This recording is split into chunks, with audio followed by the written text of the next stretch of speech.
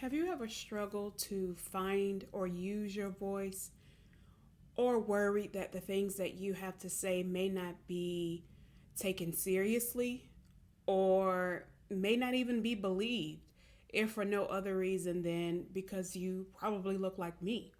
Or being uncomfortable speaking up in the room again because you're the only one that looks like you in the room?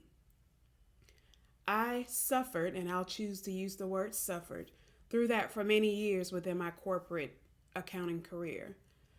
But then I finally had a shift and I started to learn who I was and whose I was.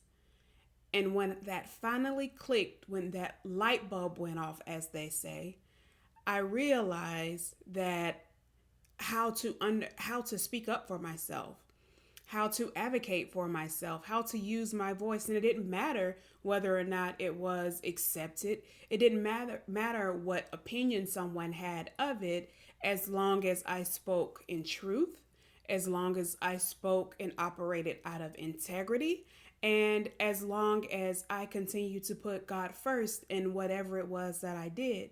And when God tells you to speak up, you have that unction, that feeling inside of you to say something. And then you may have that fear, that flesh that tells you all the reasons why you're not qualified and why you should be quiet and why no one wants to hear what you have to say. But you have to let that spirit within you come out and move forward with courage, because that's what it is. It takes courage to be able to say the things that really need to be said sometimes, especially when your opinion is not the popular opinion to whatever is happening in the room, in the group, in the team meeting.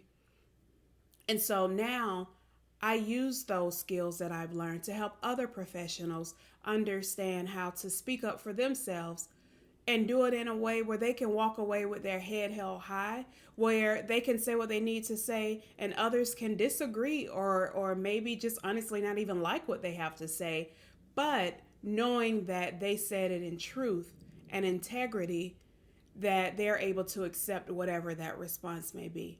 And so, in understanding how to advocate for yourself, and advocating for yourself is not just in a professional space. You have to do it at home, you have to do it at work, you have to do it everywhere, because everywhere you go, you have other people, you have other opinions. You always have someone who thinks what they have to say is more important, what they have to say is the right answer or the only answer.